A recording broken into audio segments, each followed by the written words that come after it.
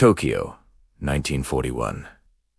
In the hushed halls of power, a nation stands at a crossroads. Outside, diplomats talk of peace, but behind closed doors, the gears of war are turning. An air of silent, heavy determination fills the room. On the maps spread across the table, a grand and perilous strategy is taking shape. It's a plan born from ambition, fueled by necessity, and aimed at the heart of the Pacific. This is the story of how a single day would change the world forever. This is the story of Pearl Harbor. To understand the attack, we must first look at the world from Japan's perspective. The early 20th century saw the Empire of Japan rapidly modernizing and expanding. Driven by a desire for resources and a belief in its manifest destiny to lead Asia, Japan began a campaign of conquest. By the late 1930s, its armies were deep in China, fighting a brutal and costly war. This expansion brought Japan into direct conflict with the Western powers,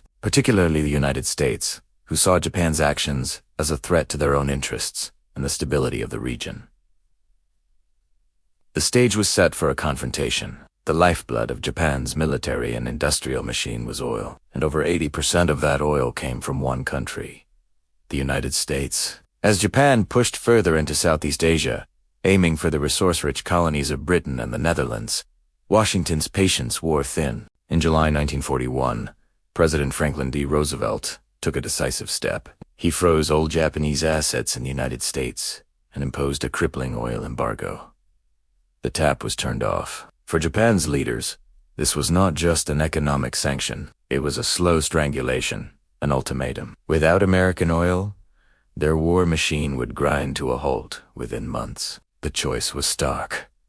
Either abandon their imperial ambitions or seize the resources they needed by force. Diplomatic negotiations continued throughout 1941, but they were a dialogue of the deaf. Washington demanded Japan withdraw from China and Indochina. Tokyo refused, seeing it as a national humiliation and the end of their empire. The Japanese military, particularly the hardline Imperial Japanese Navy, began to argue that war was inevitable. Admiral Isoroku Yamamoto, commander of the combined fleet, was a brilliant but reluctant strategist. He had studied in America and knew its industrial might. He understood that a prolonged war was unwinnable. His solution was a gamble of epic proportions, a devastating preemptive strike to cripple the U.S. Pacific Fleet, buying Japan the time it needed to secure its new empire in Southeast Asia and the Pacific. The target was the American naval base at Pearl Harbor, Hawaii. The plan, known as Operation Z, was breathtaking in its audacity. A massive naval task force, including 6 aircraft carriers, would have to sail over 3,500 miles across the treacherous North Pacific in complete radio silence to avoid detection. It was a logistical nightmare and a huge strategic risk. If discovered, the entire fleet could be destroyed. The pilots trained relentlessly, perfecting the difficult art of torpedo bombing in the shallow waters of Pearl Harbor. Men like Mitsuo Fuchida, who would lead the first wave, prepared for what they believed was a mission to secure their nation's destiny. As the fleet slipped out of Japan in late November, the fate of millions hung in the balance. The world was holding its breath, unaware that the countdown had already begun. December 7th, 1941.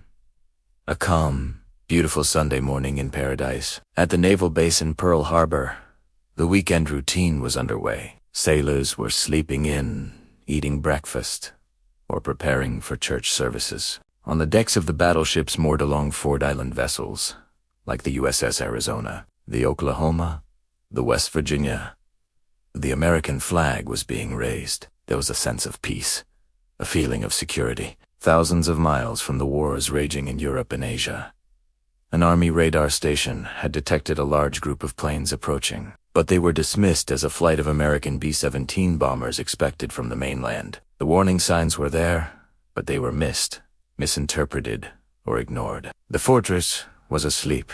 Just before 8 a.m., the sky over Pearl Harbor was filled with the roar of engines. It wasn't the familiar sound of American planes, streaked with the red circle of the rising sun. Japanese aircraft screamed out of the clouds. The first wave of 183 fighters, bombers, and torpedo planes descended on the unsuspecting fleet. The attack was executed with terrifying precision. Torpedoes ripped into the hulls of the battleships, while armor-piercing bombs rained down from above. The first few minutes were pure chaos and disbelief. The peaceful morning shattered into a symphony of destruction. Sirens wailed as explosions rocked the harbor. The iconic call went out across the airwaves. Air raid. Pearl Harbor. This is not a drill.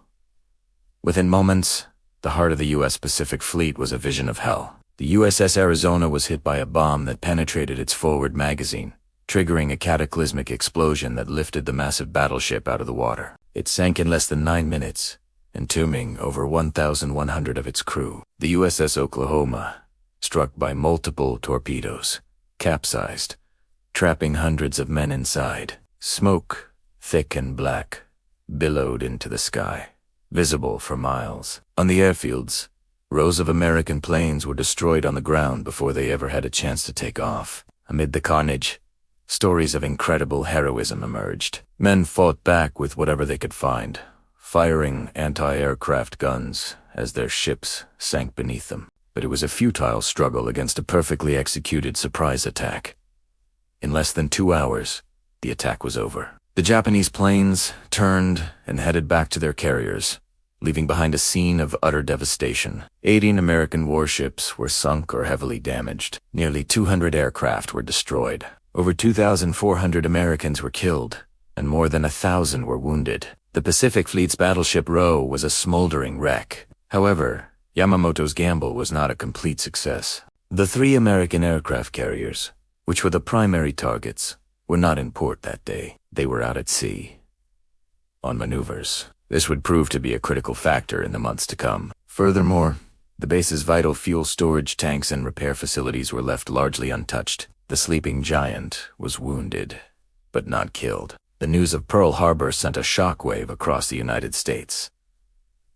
Disbelief turned to fury. The attack shattered America's long-held isolationism in a single morning. The next day, President Roosevelt addressed a joint session of Congress. His voice, steady and resolute, echoed across the nation and the world. He declared December 7th, 1941, a date which will live in infamy. He asked Congress to declare war on the Empire of Japan. The vote was nearly unanimous. The United States was now officially in the Second World War.